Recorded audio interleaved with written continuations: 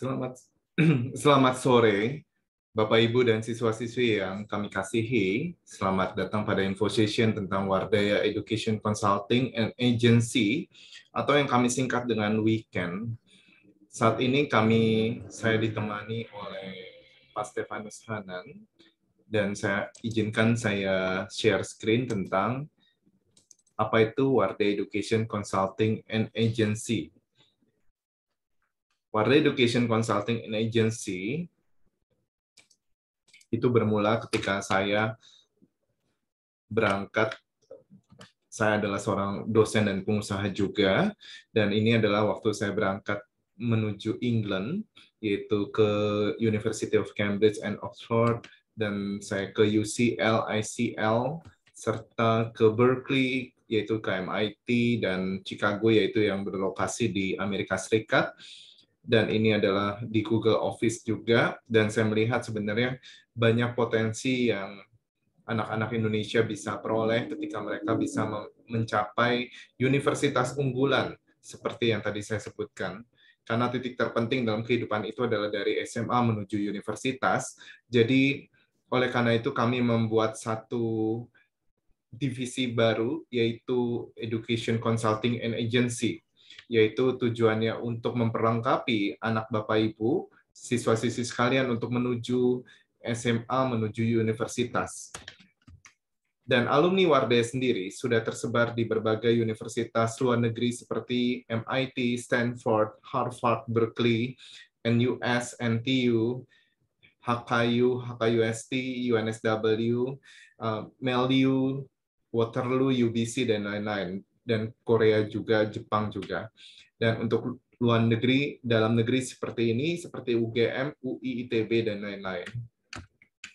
Dan ini bukti bahwa kami sudah terkoneksi dengan berbagai universitas seperti NTU, setiap tahunnya mengirimkan info terbaru kepada Wardaya College, dan selain itu ada HKUST dan City University of Hong Kong, serta berbagai universitas lainnya.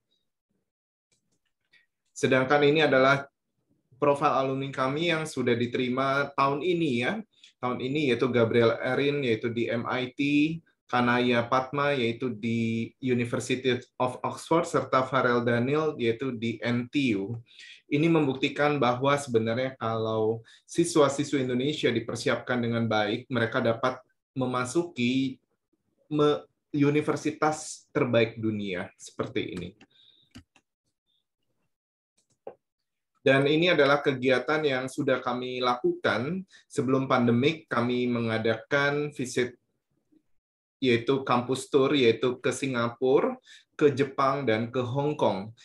Dan ini kami diterima dengan baik, dan mereka presentasi bahkan kami menginap di asramanya di NTU Dan ini kami juga mengadakan juga, yaitu tes minat dan bakat, yaitu untuk pemetaan siswa-siswi yang sesuai dengan jurusan dan peminatan mereka. Dan sebelum pandemik itu diadakan secara on-site, tapi selama ini dilakukan secara online, yaitu daring. Dan saya sering diundang juga menjadi pembicara-pembicara di sekolah. Saat ini saya sering diundang juga secara webinar, Dan kami karena yang diperlukan untuk apply universitas itu bukan cuma dokumen rapot ataupun sertifikat lomba atau kegiatan akademik. Kami memperlengkapi siswa-siswi yang sudah bergabung dalam weekend Wardaya Education Consulting dengan kegiatan non-akademik seperti kegiatan sosial yang ini diadakan sebelum pandemik adalah secara onsite, dan banyak orang bertanya, Pak, apakah kegiatan seperti ini dapat diadakan secara online? Terbukti selama pandemik, selama 4 bulan, anak-anak ini berhasil mengumpulkan 66 juta Bapak Ibu, dan ini membuktikan tidak ada halangan untuk mengadakan kegiatan sosial secara online. Dan ini adalah kegiatan magang juga yang termasuk dalam weekend, yaitu mereka bisa bekerja di perusahaan-perusahaan yang bergabung di HIPMI atau Kadin. Karena saya adalah anggota dari Himpunan Pengusaha Muda Indonesia dan Kamar Dagang Indonesia, saya terkoneksi dengan banyak pengusaha-pengusaha kaliber nasional ya Bapak Ibu, dan ini akan memperkaya portofolio anak Bapak Ibu ketika bergabung di weekend ini. Ya. Sedangkan selain itu, ini adalah kegiatan pendukung lainnya juga. Nah, ini adalah kegiatan webinar yang sebelum pandemik itu kami mengadakan secara on-site. Ini membuktikan bahwa Waterloo University atau banyak universitas pun datang ke Wardaya College, Bapak Ibu. Dan ini secara online kami mengadakan webinar-webinar yang kami sudah adakan di bulan Agustus September kemarin, seperti dari University of Cambridge, NTU, ya, terus ada Kyoto University, Tohoku University, dari alumni juga, yaitu dari MIT, dari Harvard, termasuk dari Gojek, dari para industri praktisi juga, Mayora kemarin juga, ya. Jadi ini yang bagaimana menghubungkan antara universitas, akademik, sehingga dan industrinya, sehingga anak-anak ini tahu sebenarnya tujuan mereka nanti kalau saya mengambil jurusan ini, nanti kerjanya seperti apa. Nanti mereka akan mendengarkan langsung dari para praktisi-praktisinya. Nah, keunggulan dari Wardaya Education Consulting and Agency pertama adalah konsultan yang ahli dan berpengalaman dari universitas ternama, seperti dari MIT, dari Harvard, dari Cambridge University, dari University of Sydney, University of Tokyo, dan lain-lain.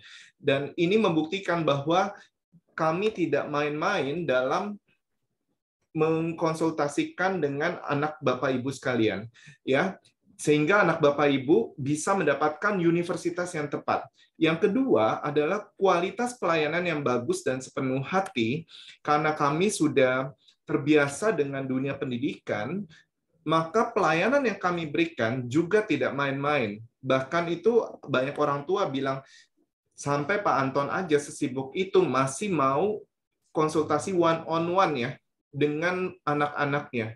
Karena ini berkaitan dengan berhubungan dengan masa depan anak Bapak Ibu. Ya, kami tidak mau memberikan yang biasa aja.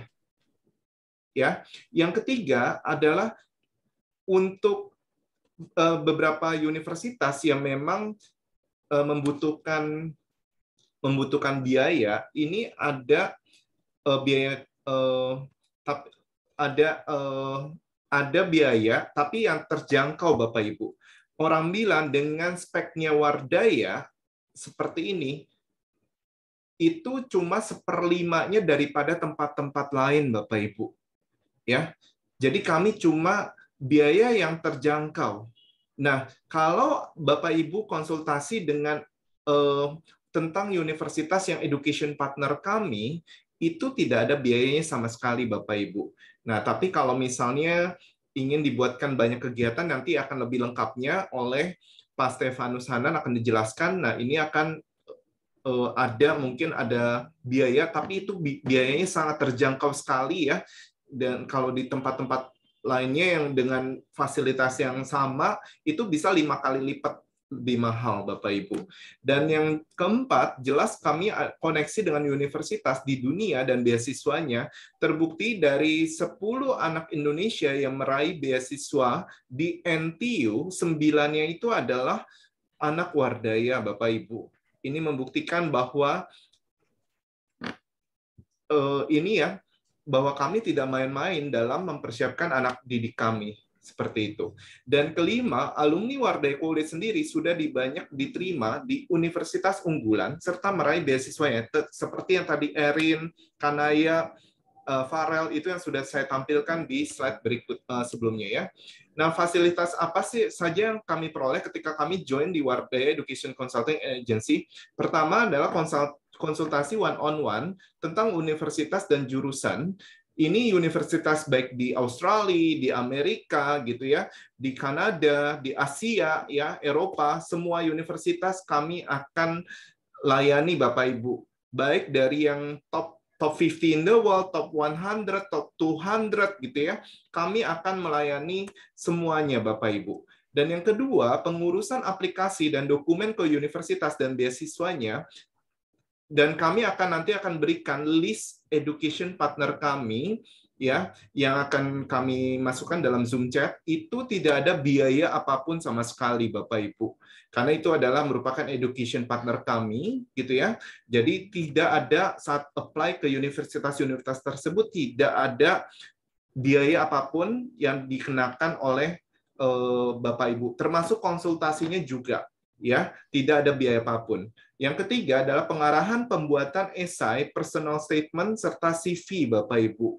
Nah, ini yang kalau orang yang tidak pernah tahu gitu ya pembuatan esai, karena konsultan-konsultan kami adalah yang memang sudah sampai S1, S2, S3 di sana itu ya. Jadi itu adalah kami memang sudah tahu esai personal statement yang diminta itu seperti apa. Yang keempat itu adalah pengurusan keberangkatan, visa, dan akomodasi. Jadi kami semuanya dari awal sampai akhirnya berangkat, itu semuanya diurus Bapak Ibu. Jadi Bapak Ibu tidak usah pusing lagi gitu ya.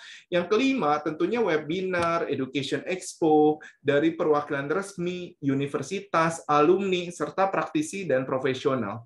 Ini untuk memperkaya anak Bapak Ibu serta kita semua ya untuk tahu info terupdate dari universitas-universitas tersebut. Karena di zaman pandemik ini banyak kebijakan-kebijakan yang berubah, Bapak Ibu. Yang keenam ini adalah yang tidak ditemui di tempat-tempat lain adalah kelas persiapan materi kuliah sebelum berangkat ke negaranya. Kenapa anak-anak Wardaya waktu sampai universitasnya itu mereka memperoleh nilai yang bagus sekali, Bapak Ibu? Karena mereka sebelum berangkat itu mereka dipersiapkan dengan materi-materi sebelum kuliah, yaitu matematika, fisika, kimia, biologi, komputer, bisnis, dan lain-lain, Bapak Ibu. Sehingga waktu sampai di sana, nilai-nilai mereka sangat bagus sekali, dan mereka banyak sekali yang ditarik sama dosen-dosen mereka untuk menjadi asisten dosennya. Ini sangat bagus sekali Bapak Ibu. Karena kenapa? Ini membuat portofolio anak Bapak Ibu menarik ya. Kalau bisa jadi asdos, asisten dosen, itu sangat menarik sekali. Saya dosen Bapak Ibu, saya associate professor. Jadi saya tahu kalau saya ingin menarik mahasiswa untuk menjadi asisten saya, itu benar-benar yang benar-benar high qualified Bapak Ibu. Ya. Jadi nah, karena nilai-nilai waktu semester 1, semester 2-nya sangat bagus sekali, anak-anak Wardaya ini banyak yang ditarik menjadi asisten dosen. Nah, ketika di portofolio mereka, di CV mereka menyantumkan sudah menjadi asisten dosen, mereka itu banyak perusahaan-perusahaan besar itu menarik mereka untuk diterima ya Bapak Ibu di perusahaan-perusahaan besar. Karena jadi asisten dosen kan nggak mudah kayak gitu ya. Kalau untuk mereka yang jadi profesional, mereka itu nilai plus Bapak Ibu. Mereka bisa bekerja di Google, di Microsoft, di berbagai perusahaan seperti Tokopedia, Shopee, dan lain-lain. Kalau mereka jadi ingin melanjutkan S2, S3, itu sangat menarik sekali Bapak Ibu, karena nilai plus juga, karena sudah pernah menjadi asisten dosen. Ya, dan ini kami membuka juga kelas bahasa Inggris ya. Selain ada kelas bahasa Inggris, ini ada kelas Mandarin juga. Kelas bahasa Inggris kami akan buka di bulan Desember ini, tanggal 6 Desember. Kemarin sudah ada trial kelasnya juga dan info session-nya, dan pengajarnya adalah Mr. Vincent Gunawan. Ya, Mr. Vincent ini adalah S1-nya di Amerika dan S2-nya di Kanada, dan pemegang IELTS score 8,5 dari 9,5, 9,0. Karena IELTS ini merupakan salah satu persyaratan ketika anak Bapak Ibu ingin apply ke universitas-universitas. Jadi ketika karena Mr. Vincent sudah sudah bahasa Inggrisnya ya 8,5 itu sudah tinggi sekali Bapak Ibu ya. Jadi 8,5 dia akan mengajarkan tips and trick, dan ini terbukti anak-anak senang sekali Bapak Ibu, puas sekali dengan pengajaran Mr. Vincent karena orangnya detail banget Bapak Ibu ya Mr. Vincent ini ya. Selain itu kami membuka kelas persiapan kuliah luar negeri dan dalam negeri, dan kami akan adakan nanti tes penempatan itu nanti di Minggu 12 Desember. Untuk lebih lanjutnya, Bapak Ibu silahkan bisa menghubungi kelas sekretariat kami. Dan satu lagi adalah jalur kelas Olimpiade, yaitu kami akan mengadakan tes penempatannya di hari Sabtu 11 Desember. Untuk lebih lengkapnya, Bapak Ibu nanti bisa menghubungi sekretariat kami, dan terbukti kami mendapatkan tahun 2020 kami mendapatkan 100 medali siswa-siswi binaan kami, dan tahun 2021 naik menjadi 107 siswa-siswi yang mendapatkan medali ya. Dan ini kalau Bapak Ibu yang terkoneksi dengan Wardaya College, silakan bisa menghubungi Wardaya College di sini, dan ini kalau ingin konsultasi dengan saya bisa langsung terkoneksi dengan 0811-8200-780 ya. Oke, kita akan lanjutkan dengan Pak Stefanus Sanan, silakan Pak. Ya. Ya, terima kasih Pak Anton. Selamat sore Bapak Ibu sekalian, selamat sore para siswa yang saya cintai. Saya akan share screen sebentar. Sekali lagi selamat datang. Mudah-mudahan saya bisa share sesuatu yang berguna untuk Bapak Ibu pada sore hari ini. Jadi seperti tadi diuraikan Pak Anton, kami ingin mencoba untuk membantu setiap siswa untuk mencapai potensinya.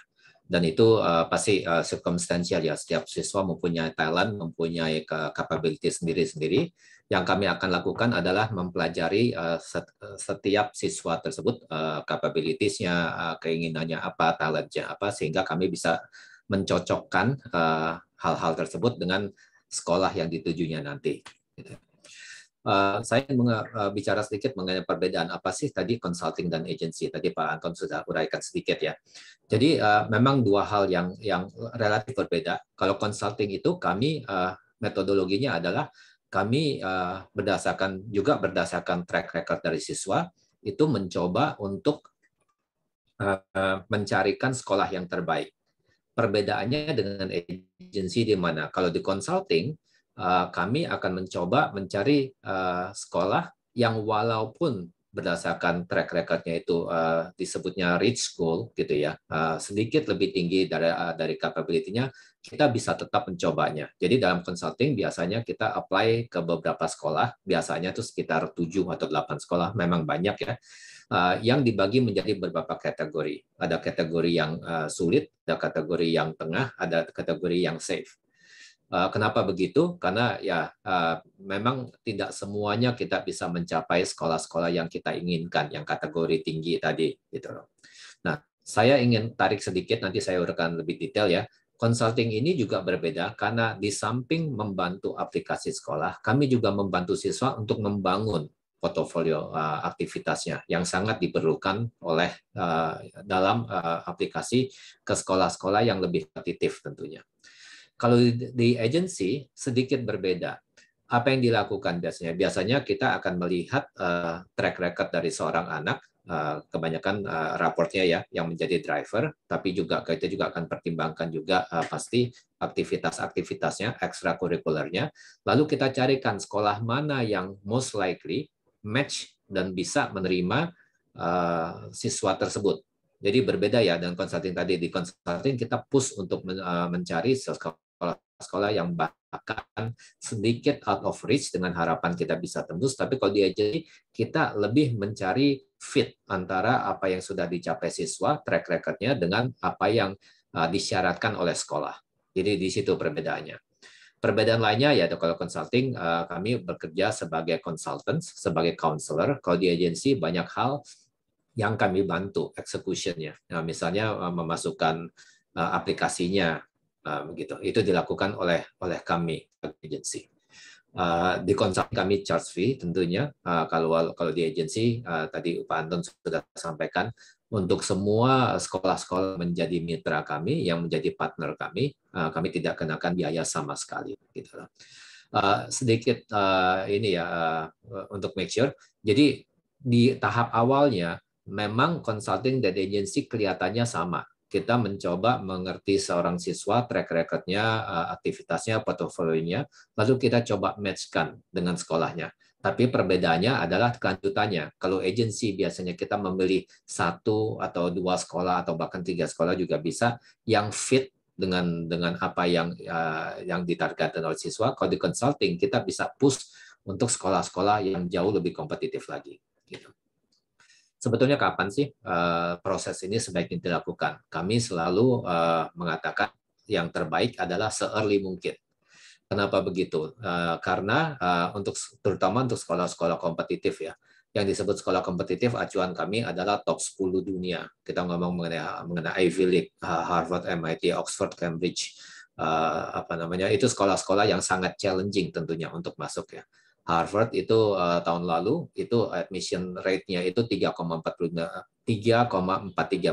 Bayangkan ya, dari 100 anak hanya 3 saja yang diterima.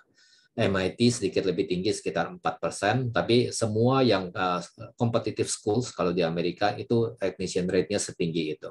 Karena itulah persiapannya itu tidak bisa hanya di akhir. Persiapannya itu sangat harus dilakukan early. Early-nya kapan? Sejak grade 9. Kembali, saya ingin backtrack sedikit. Sebetulnya apa yang kami lakukan di Wadaya. Jadi ada 2. Ada application counseling-nya. Ini adalah untuk anak-anak yang memang dalam proses untuk aplikasi. Jadi ini kita mengolah materi-materi yang diberikan oleh siswa dan membangun semua paperwork untuk aplikasinya sendiri. Kalau yang kedua, portfolio building, ini sesuai dengan namanya, ini untuk kebanyakan untuk younger students, sehingga kami juga bisa membantu membangun extracurricular activities-nya itu dengan macam-macam ya. Extracurricular activities bisa juga melalui academic competitions, juga yang kami bangun juga soft skills-nya, bisa komunikasi, leadership, dan lain-lainnya. Yang ketiga yang kami lakukan di Wardaya, ini dari Pak Anton juga sedikit uraikan, kami memberikan banyak sekali complementary atau supplementary courses yang juga dalam banyak hal saling membantu. Kami mempunyai kelas coding, Mandarin, dan sebagainya, sehingga siswa yang ingin masuk ke stream ini, ke bidang-bidang ini, yang sekarang ini banyak sekali itu computer science ya, itu bisa mempersiapkannya jauh lebih awal. Sehingga nantinya pada waktu di college, waktu di university, bisa mengikutinya dengan jauh lebih baik lagi. Gitu loh. Kita tahu bahwa coding itu merupakan bagian dari kurikulum nasional kita. Jadi yang ingin lebih siap lagi masuk ke university, kami sangat anjurkan untuk mempersiapkannya lebih awal.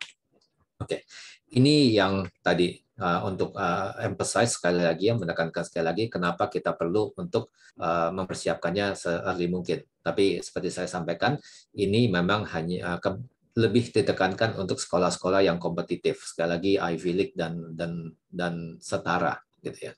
Kita lihat di sini, ini adalah formulir ya sangat biasa. Ini dari Common Apps namanya. Kalau di Amerika itu banyak sekolah yang mempergunakan shared applications. Jadi ada portal yang mereka semuanya agree untuk pergunakan, lalu kita isi formulirnya di portal tersebut, sehingga setiap sekolah yang berpartisipasi sebagai member itu menerimanya. Di sini kita lihat ya, yang mereka inginkan itu track record aktivitas itu dari grade 9 sampai grade 12, dan ditanya berapa lama mereka mengikuti aktivitas ini per week, berapa jam per week, lalu berapa week per year. Gitu. Kita tahu, saya ingin mengajak Bapak Ibu sekalian untuk berpikir sebagai admission officer ya, yang men-screen aplikasi-aplikasi dari sekolah-sekolah ini. Gitu. Sekolah di Indonesia itu banyak, di seluruh dunia juga sangat banyak. Jadi sudah pasti by nation setiap sekolah itu ada juara 1, ada juara 2, juara 3 gitu ya. Dari Canisius ada yang juara 1, dari SMAK 1 ada juara 1, SMAK 4, SMAK 5, dari Smanu, FH Tamrin, dari sekolah-sekolah lainnya semua ada juara 1. Apa yang membedakan juara satunya SMAK 1 dengan juara satunya Canisius? Aktivitas, jawabannya Bapak Ibu. Jadi itulah yang kita harus bangun jika ingin masuk ke sekolah-sekolah yang kompetitif ya. Saya lanjutkan bagaimana caranya berpikir mengenai aktivitas. Ada macam-macam. Kita berpikir, saya anjurkan untuk berpikir dari 2 dimensi. Aktivitas apa? Ada yang sifat akademik, ada yang sosial atau sifatnya volunteer, ada yang olahraga, ada arts dan culture, ada juga yang sifatnya itu work atau profesional. Di sumbu yang lain, kita bisa definisikan aktivitas berdasarkan level of sophistication-nya. Secanggih apa sih aktivitas itu? Scope-nya seperti apa? Gitu. Saya uraikan sedikit lebih rinci di sini ya. Jadi misalnya gini, saya interviewer untuk MIT kira-kira sudah 15 tahun lebih sampai tahun lalu ya. Misalnya waktu saya interview, saya tanya, kalian aktivitasnya apa? Banyak yang bilang, oh, saya ikut social activities, coba terangkan sedikit. Mereka bilang, saya mengikuti program sekolah visiting orphanage misalnya. Itu menurut saya, dan memang begitu ya Bapak Ibu ya, itu bobotnya itu sangat rendah karena tidak menunjukkan passion sama sekali dari siswanya, juga karena semua aktivitasnya itu diaturkan oleh sekolah. Jadi nilainya itu rendah sekali. Nah, di sini saya berikan beberapa contoh ya, sekedar ilustrasi. Misalnya anak yang mengikuti school basketball team, sangat mudah. Yang diperlukan adalah show up 2 kali seminggu pada waktu basketball timnya ini berpraktek, dan dia sudah bisa menyatakan bahwa dia ikut basketball activities gitu di sekolahnya. Yang lebih tinggi kalibernya apa? Saya tulis di sini ya, misalnya writing student journal. Jadi pada sekarang ini banyak sekali bodies ya di secara internasional yang mereka juga mengelola website yang publish student journal. Jadi ini salah satu yang kita bisa coba misalnya. Bisa juga being kreatif, develop YouTube channel misalnya ya, yang dibangun dengan baik, yang mengajarkan mengenai Indonesian history. Ini juga nilai tambahnya cukup tinggi karena menunjukkan passion-nya bahwa dia suka history, lalu juga dengan detail dia membangun YouTube history, YouTube channel untuk sharing dengan orang-orang lain. Yang tinggi kalibernya juga apa? Kalau misalnya seorang siswa berhasil melalui semua tahapan academic competition sehingga terpilih sebagai misalnya sebagai duta Indonesia, representing Indonesia untuk ke International Physics Olympiad. Seorang anak yang mempunyai bakat talenta di sports bisa juga dia mengikuti national team sehingga dia bisa ikut international competition sebagai utusan tim Indonesia untuk football ya, sepak bola under 16. Di tengah-tengahnya banyak. Kalau misalnya kita ngomong banyak anak yang bilang saya ikut OSIS, OSISnya apa ya? Ngikutin apapun yang digariskan oleh guru gitu. Itu bobotnya juga rendah. Apa yang bisa dilakukan? Misalnya seorang anak dari penabur 1, SMAK 1 misalnya. Bisa saja dia mempunyai inisiatif untuk menyatukan semua penabur OSIS-nya ya, lalu membuat suatu inisiatif di tengah-tengah COVID, dia bisa mempunyai inisiatif untuk membuat suatu kegiatan sosial misalnya. Itu sudah melebihi tingkat sekolah. Jadi level of sophistication seperti itulah yang selalu kita harus pikirkan sehingga kita siswa-siswa ini bisa naik dari sekedar kaliber sekolah gitu. Kita harus mencari yang setinggi-tingginya ya untuk bisa di-consider sehingga bisa diterima di sekolah-sekolah yang kompetitif tadi. Ini ilustrasi juga. Jadi ini ada 2 kutub ya yang relatif berbeda antara US dan UK. Negara-negara lainnya kebanyakan berada either ikut US atau kebanyakan sebetulnya ikut UK. Tapi banyak juga yang berada di tengah-tengah. Perbedaannya di mana? Kalau US itu mereka sangat menekankan holistic students yang holistic. Yang dimaksud apa? Bukan hanya akademiknya juga bagus ya, tapi juga mereka ingin students ini mempunyai kegiatan luar sekolah yang tadi saya sebutkan, activities-nya itu sesuatu yang sangat lengkap gitu dan menunjukkan passion dan komitmen yang tinggi. UK bukannya tidak menekankan ekstrakurikuler, ya mereka juga, tapi yang di-consider dan ditekankan hanya ekstrakurikuler yang berkaitan langsung dengan akademiknya. Karena itu tadi saya ngomong ya, kalau misalnya anak yang ingin masuk computer science misalnya di UK, maka yang dianjurkan adalah tidak perlu, bukannya tidak perlu, tapi tidak terlalu dipentingkan activities volunteer-nya, tapi lebih baik mungkin mengikuti kelas coding, mengikuti kegiatan misalnya hackathon atau coding competitions misalnya, sehingga bisa kegiatan-kegiatan itu lebih menunjang interest-nya. Jadi di situ perbedaan antara US applications dan UK applications gitu ya. Untuk penutup saya hanya ingin sharing ini sedikit.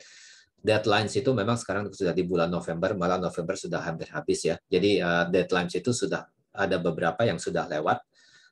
Oxford Cambridge sudah lewat, ya US Ivy League, kalau yang familiar mereka punya 2 gelombang. Yang gelombang pertama early decision itu sudah lewat di November 1, yang berikutnya adanya di first week Januari. Hong Kong kebanyakan sudah lewat gelombang satunya. Gelombang 1 ini biasanya sangat ditargetkan oleh siswa yang mengejar beasiswa. Bisa nggak setelah itu mengejar beasiswa? Bisa, tapi availability-nya tentunya semakin lama semakin berkurang. Jadi yang ingin mencoba Hong Kong Universities dan memerlukan beasiswa sesegera mungkin.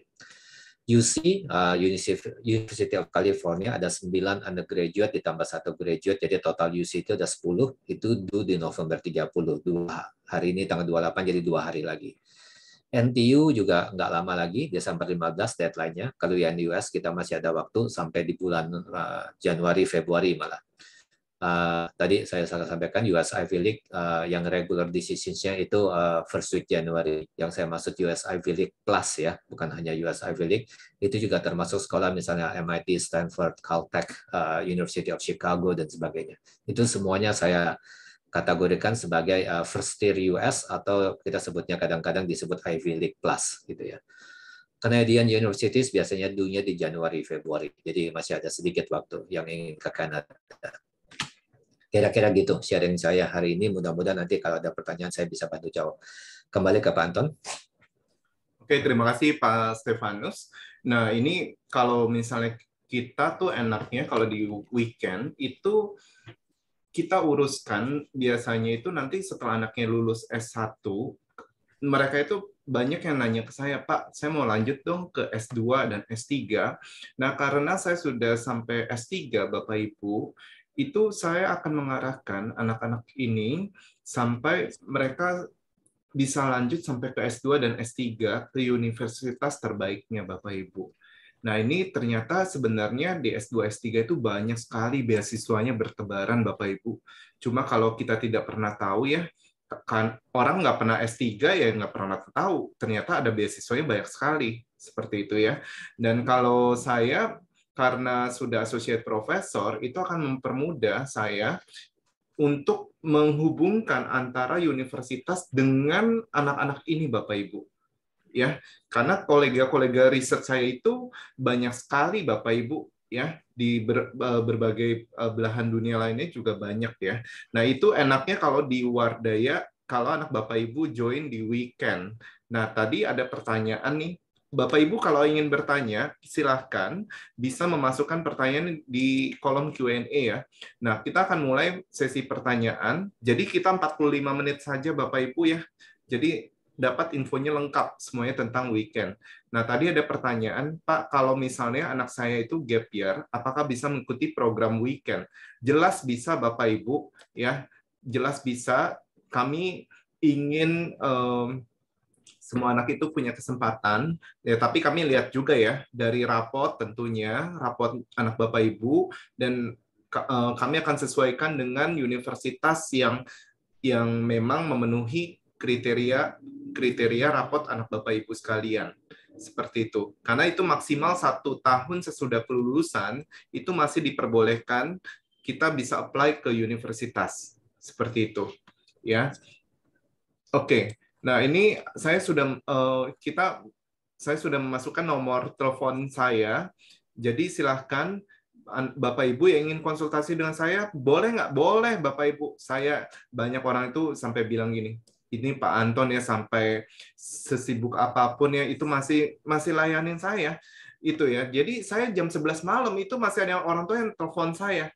Mereka tahu lah, saya kan pagi sampai sore itu sibuk di kementerian gitu ya. Tapi saya bilang ini kan untuk masa depan anak seperti itu ya. Jadi saya tidak ingin supaya masa depan mereka tuh masa depan anak-anak Indonesia itu masa depan yang biasa aja. Ya, sebenarnya apa sih bedanya dengan agensi lainnya gitu ya istilahnya. Kalau upload dokumen sebenarnya itu bisa dilakukan langsung secara website Bapak Ibu. kayak gitu. Tapi yang tidak bisa dilakukan adalah memetakan, oh, anak Bapak Ibu masuk universitas ini yang tepat, jurusannya ini. Karena jurusan sekarang ini banyak sekali Bapak Ibu. Orang ngomong data science, tentang actuarial science, tapi nggak pernah terjun ke data science atau actuarial science. Gimana caranya mereka bisa ngomong kalau mereka nggak pernah tahu tentang data science itu apa? Nah, enaknya karena di Wardaya ada departemen data science, actuarial science, anak-anak ini bisa tahu ya tentang apa itu data science dan actuarial science. Nah, ini ya, Bapak Ibu, kita punya data science dan actuarial science. Jadi kalau kita ngomong, anak saya pengen masuk jurusan data science, Pak. Nah, tapi kalau misalnya orang yang konsultasi itu nggak pernah tahu data science itu apa, kurikulumnya yang dipelajari apa, gimana caranya mereka bisa mengarahkan anak itu, oh, anak Bapak Ibu masuk aja data science, itu jurusan lagi tren banget. Saya sering temuin gini ya Bapak Ibu, anaknya bilang, oh, masuk di jurusan data science, seperti itu ya. Terus abis itu saya tanya anak, kamu sering ngutak-ngatik komputer nggak? Nggak pernah. Akhirnya Bapak Ibu ya, anaknya sama sekali dari setelah konsultasi sama saya, akhirnya nggak masuk jurusan data science, Bapak Ibu. Coba bayangin ya, kalau anak itu masuk ke jurusan data science setelah saya bukain semua kurikulum selama 4 tahun di universitas, anaknya bilang, kayak ini bukan saya deh, Pak. Coba bayangin kalau tidak, istilahnya kalau misalnya dia masuk ke jurusan itu dan dia tidak suka, akhirnya dia mesti ngulang 1 tahun lagi. Itu yang saya bilang, orang tua sudah investasi di biaya, diinvestasi di energi, di pemikiran, dan akhirnya diarahkannya salah, Bapak Ibu. Ya, jadi ini yang kami harapkan supaya anak Bapak Ibu dapat yang tepat, ya, bukan cuma ikut tren-trenan orang seperti itu. Nah, ini konsultasinya kenapa one on one ya, harus 1 per 1 karena setiap anak itu kebutuhannya berbeda, tidak sama dengan anak-anak yang lain. Nah, tadi kalau misalnya ingin daftar weekend, gimana caranya? Tadi ada Pak Stefanus Hanan sudah mencantumkan nomor teleponnya, saya sudah juga ya. Jadi silakan bisa menghubungi saya atau Pak Stefanus Hanan. Ya, oke. Atau Jadi saya tambahkan sedikit silakan. Ya. Mengenai jawaban gap year tadi. Sebetulnya tidak ada batasan ya seberapa lama setelah graduate dari SMA seorang anak itu dibatasi untuk masuk ke university. Tapi pertanyaannya ngapain kan setelah itu, kenapa gap year gitu loh. Kalau American atau Western students itu memang banyak sekali setelah SMA itu mereka melakukan sesuatu dulu. Ada juga yang mengikuti kegiatan volunteer, ada yang ke negara yang lain untuk explore apapun yang mereka mau explore. Jadi malah untuk mereka dan mereka believe bahwa maturity, kalau dari high school itu mereka melalui banyak yang mengikuti kegiatan misalnya aja Army Habitat for Humanity misalnya atau kegiatan-kegiatan lain ya, betul-betul bekerja untuk membangun dan kegiatan sosial. Banyak yang berpendapat bahwa dengan melakukan itu 2. Yang pertama, anaknya bisa lebih mature. Yang kedua, siswa mereka juga lebih mengetahui apa yang ingin dipelajari gitu. Tapi memang kita secara culture di sini di Indonesia mungkin merasa bahwa anak SMA itu belum terlalu mature untuk melakukan itu. Jadi memang kita mempunyai pandangan yang sedikit berbeda.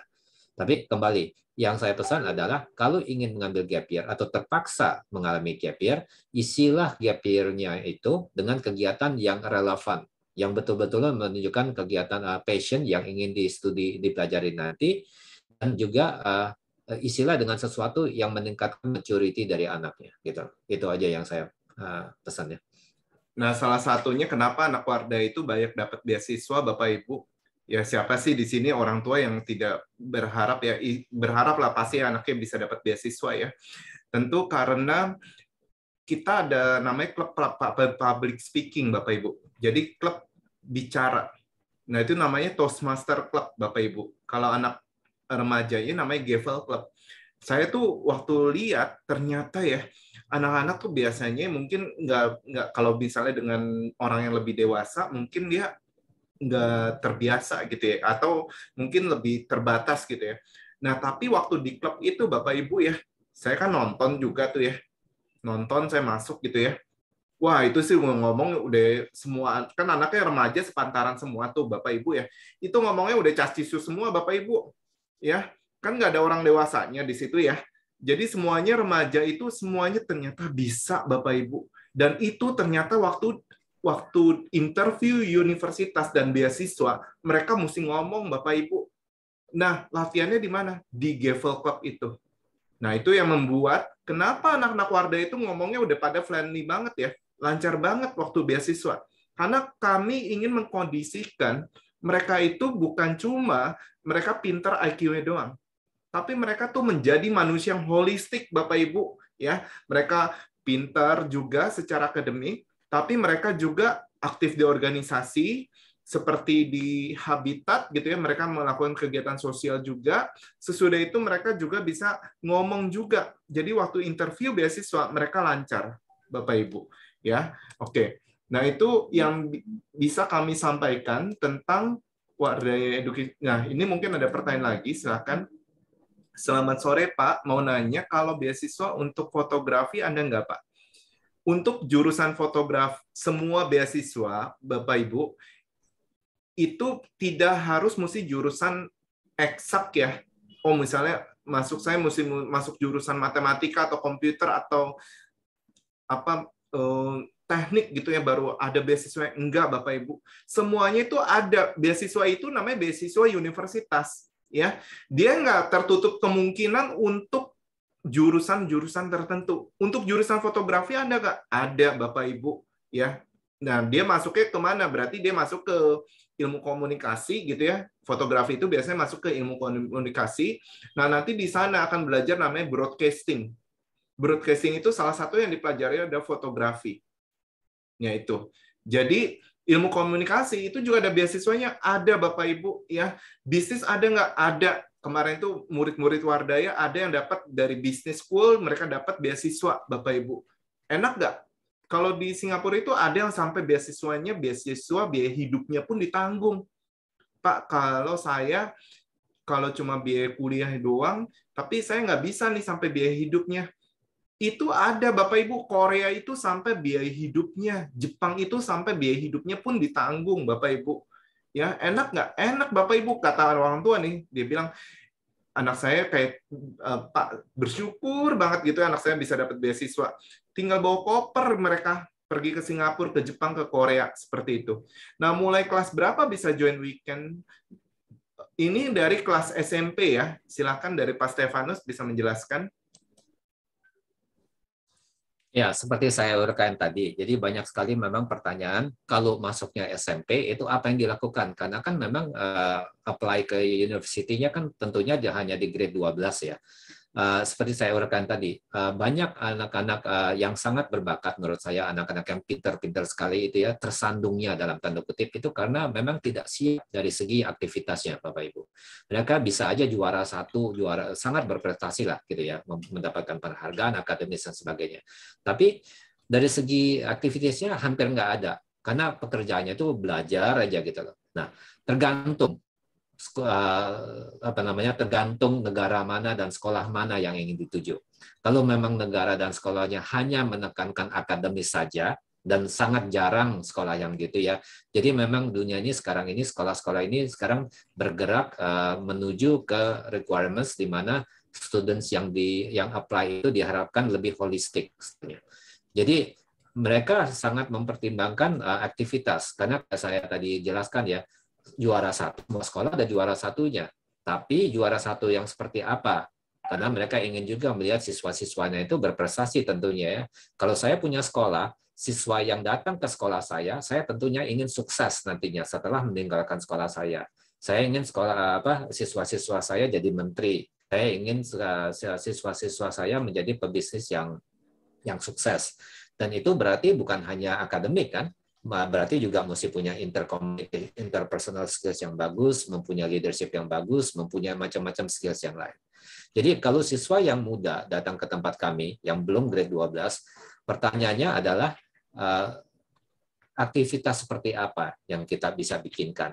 Nah, itu memang tugas kami. Seperti tadi ya, kita nanti akan bicara menggali interest-nya apa, passion-nya apa, dan menerjemahkan interest dan passion dan semuanya nanti itu menjadi aktivitas. Sehingga selama sekian tahun bersama kami, semuanya kami akan coba develop, mulai dari yang sifatnya yang soft skills. Tadi Pak Anton ngomong ada Gavel Club, ada leadership pembukaan untuk skills leadership, untuk public speaking dan sebagainya. Mulai dari itu kami juga akan bantu juga untuk membangun portofolionya kalau memang harus volunteer, yang lain-lain juga begitu. Kami juga akan arahkan, misalnya ada anak atau siswa yang ingin masuk ke bidang computer science misalnya.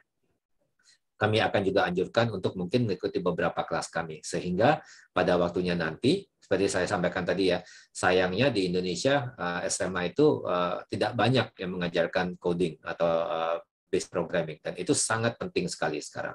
Jadi kami mempunyai stream coding itu. Jadi untuk siswa-siswa yang ingin masuk ke programming, nantinya ke computer science misalnya, kami mungkin akan anjurkan untuk mengambil beberapa kelas kami. Gitu. Jadi jawabannya adalah membangun portofolio aktivitas dan resume. Gitu. Oke. Karena waktu 45 menit Bapak Ibu, kita akan sudahi. Jika Bapak Ibu masih ada pertanyaan tentang weekend, Bapak Ibu bisa menghubungi nomor saya yang sudah saya cantumkan, yaitu 0811-8200-780. Ya. Dan terus kalau misalnya ada yang masih belum jelas lagi, nanti bisa langsung ya ke nomor tadi. Ya, oke. Tadi kami juga masih membuka kelas coding ya. Nanti untuk info session kelas coding, silakan Bapak Ibu bisa mengikutinya di Instagram Wardai College. Nah, akhir kata, tadi masih ada pertanyaan satu lagi sebenarnya, tapi karena waktu yang 45 menit kami sudahi dulu, nanti Bapak Ibu bisa menghubungi saya langsung. Oke, akhir kata saya mengucapkan dan Pak Stefanus mengucapkan banyak terima kasih untuk para hadirin yang sudah menghadiri. Keep healthy, keep safety, God bless you all. Assalamualaikum. Selamat sore, terima kasih Bapak Ibu. Terima kasih Bapak Ibu. Info session 45 menit saja Bapak Ibu, sudah lengkap ya. Oke, terima kasih.